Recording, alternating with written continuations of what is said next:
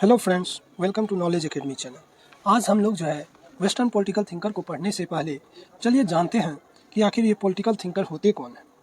तो सबसे पहले हमें जो है पॉलिटिकल थिंकर को पढ़ने से पहले हमें जानना होगा आखिर ये पॉलिटिकल थिंकर होते कौन है। तो मैं एक फॉर्मूला दूंगा TTI। टी से थिंकर हुए और थ्योरी हुए, थ्योरी के बाद आइडियोलॉजी होता है, तीन कॉन्सेप्ट के बाद पॉलिटिकल थिंकर की बात होती है।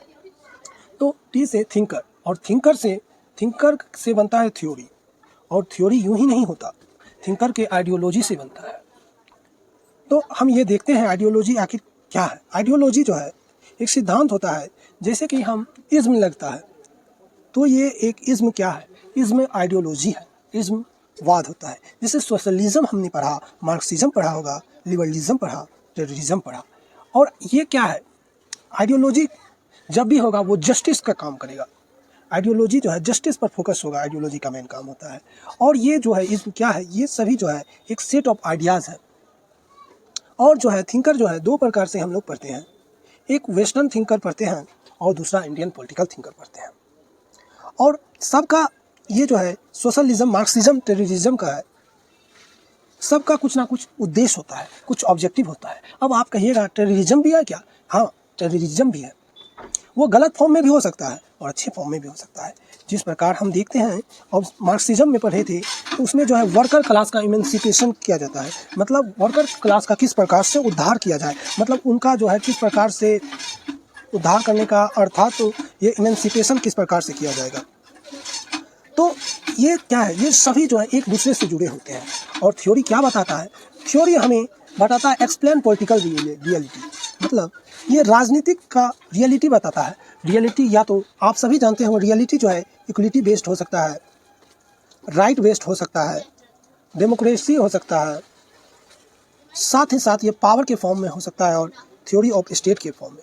ये सभी जो कॉन्सेप्ट है, जॉन रॉल्स का आप जब सिद्धांत पढ़िएगा उसमें इसका जिक्र किया गया है। और थ्योरी जो है एक पॉलिटिकल रियलिटी को बताने का काम करता है। और जो है हम लोग जो है प्लेटो जो पढ़ रहे हैं, प्लेटो में सबसे पहले पॉलिटिकल और साइंस बना है। जहाँ साइंस होता है वहाँ ऑब्जर्वेशन होता है। पॉलिटिकल और साइंस ये क्या है, दोनों को मिलाकर एकेडमिक स्टडी ऑफ पॉलिटिक्स, मतलब हम पॉलिटिक्स का एकेडमिक स्टडी करते हैं। साथ ही हम सभी जानते हैं पॉलिटिकल साइंस में पॉलिटिकल जो है शब्द पॉलिस शब्द से जो बना है, और ये ग्रीक शब्द है जिसका अर्थ होता है सिटी स्टेट। जिस प्रकार राज्यों का स्टेट कहा जाता है, जैसे हम देखेंगे स्पार्टा के दौर में पॉलिस, क्योंकि उसमें ग्रीक सोसाइटी था, क्योंकि ऐसा इसलिए कहना क्योंकि सभी का मिला जुला हुआ है। स्पार्टा और एथेंस की बात करेंगे। और जो बात कर रहे हैं एंशियंट ग्रीस की बात कर रहे हैं, उस समय एंशियंट ग्रीस, ये मान लीजिए ग्रीस है, इसके अंदर पीपल रहते हैं, ठीक। और उसके बाद जो है प्लेटो की बात हम कर रहे थे। प्लेटो यूं ही नहीं जुड़ा, प्लेटो से एथेंस, क्योंकि एथेंस में जुड़ा हुआ था। और एथेंस का जो है सोसाइटी, ये जो है एथेंस का सोसाइटी जो है एग्रीकल्चर और ट्रेड पर आधारित था, कृषि पर। और वहाँ जो है सोसाइटी को दो हिस्सों में बांटा गया था, एक मास्टर क्लास और एक स्लेव्स। जो है स्लेव्स जो है मास्टर का प्रॉपर्टी माना जाता था। आपको उस समय के दौर में एक समाज था ग्रीस में एक जैसा कल्चर था। और स्टेट क्या है, स्टेट एक आइडिया है जो कि गवर्नमेंट के बीच एक कॉन्ट्रैक्ट के फॉर्म में बना होता है। मतलब जनता ने मिलकर कॉन्ट्रैक्ट किया। जिस प्रकार से हम आपको समझाने की कोशिश करते हैं, ये देखिए ये मैन है, इन सभी ने मिलकर एक कॉन्ट्रैक्ट तैयार किया, और ये सभी को एक रूलिंग के लिए सुरक्षा की आवश्यकता होगी। आप ये मान लीजिए, क्या सरकार के बिना देश चल सकता है? और उस समय अनस्टेबिलिटी आ सकती है, क्योंकि अगर सरकार नहीं होगा सभी एक दूसरे के जान के प्यासे होंगे। जब किसी को लॉ का डर ही नहीं रहेगा तो वो क्या करेंगे, एक दूसरे का खून भी कर सकते हैं कि नहीं। अब देखिए ये, क्योंकि राज्यों स्टेट जो है, अगर जहाँ पर सरकार होगा वहाँ अगर कानून रहेगा, सज़ा का प्रावधान होगा, लोग तो डरेंगे कोई भी काम गलत करने के लिए। मान लीजिए आप किसी आइलैंड में हैं, वहाँ पर कोई और रहता नहीं, वहाँ मान लीजिए आप बोट से, ठीक है, आप लोग बोट से गए उस आइलैंड पर, ये मान लीजिए आइलैंड है, ठीक। यहाँ पर आप 5-6 लोग गए इस जगह पर, ठीक, और यहाँ पर कोई गवर्नमेंट नहीं है, तो आप स्वयं वहाँ जाइएगा तो सभी को एक दूसरे का क्या दिखाना, ये उसको मार देगा, ये मैन है, ये और ये मैन, अब किसी का जान का कोई फिक्र नहीं रहेगा, कोई इसके मान। तो वही बता रहे हैं यहाँ कि हमें कॉन्ट्रैक्ट करना होगा, कॉन्ट्रैक्ट के द्वारा ही जो है राज चलता है, रूल की बात कर रहे हैं। और मीनिंग ऑफ वेस्ट, अब देखिए मीनिंग ऑफ वेस्ट होता क्या है, तो हम जानेंगे आखिर मीनिंग ऑफ वेस्ट क्या है। पश्चिम की शुरुआत का एक मीनिंग ऑफ वेस्ट का मतलब होता है मिलेनिया। और मिलेनिया जो है, मान लीजिए मिलेनिया उसे कहते हैं जैसे अभी एडी चल रहा है, एडी माना जाता है। आप लोग हिस्ट्री में पढ़े होंगे एडी और बीसी पढ़े होंगे, तो वही मिलेनियम क्या कर रहा है, मिलेनियम का मतलब होता है 1000 बीसी से लेकर। और हम सभी जानते हैं वेस्ट में मोस्टली जो है लिटल क्रिश्चियनिटी बेस्ड था, क्रिश्चियन के वहाँ पर ज़्यादा था क्रिश्चियनिटी लेवल। और हम जैसा कि देखेंगे यूरोपियन में क्रिश्चियनिटी ज़्यादा था, तो वहाँ हम 4वीं शताब्दी में देखेंगे तो वहाँ पर जर्मनी और स्विट्ज़रलैंड को देखेंगे, वहाँ क्रिश्चियनिटी का फैलाव हो रहा था।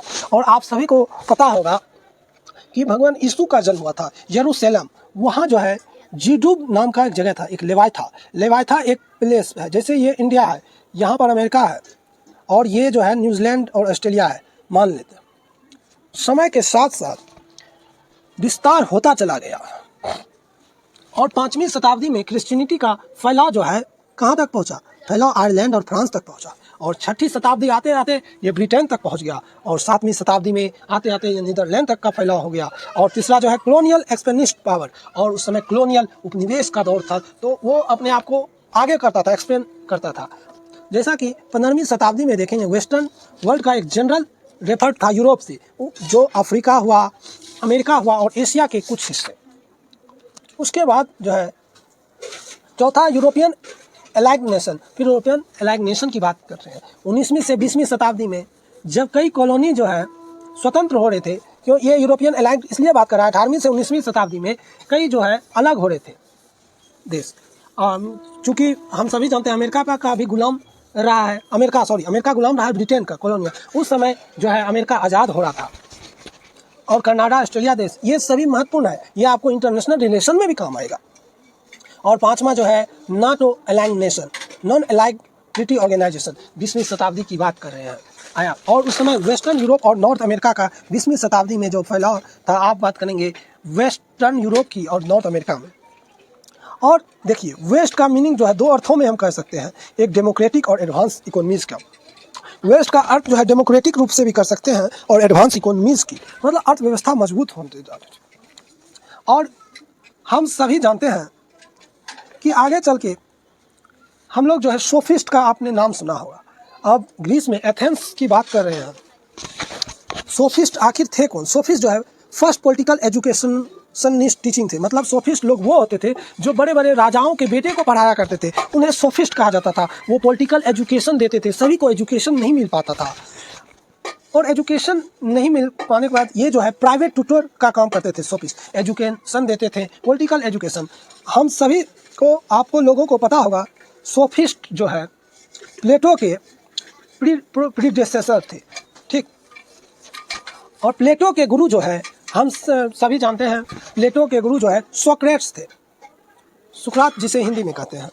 और आप सभी जानते हैं चूँकि प्लेटो जो है सोक्रेट्स के शिष्य थे, तो प्लेटो के जो है मामा जो है एथेंस में जो है एक अच्छे खासे नेता थे। वो बोले कन्फ्यूशस, ये प्लेटो को बता रहे थे उनके मामा की, तुम जो है एथेंस की राजनीति में शामिल हो। प्लेटो के जो पिता है यंग एज में ही डेट कर गए थे, आपको पता होगा। उसी के दौरान जो है एथेंस और स्पार्टा का युद्ध होता है।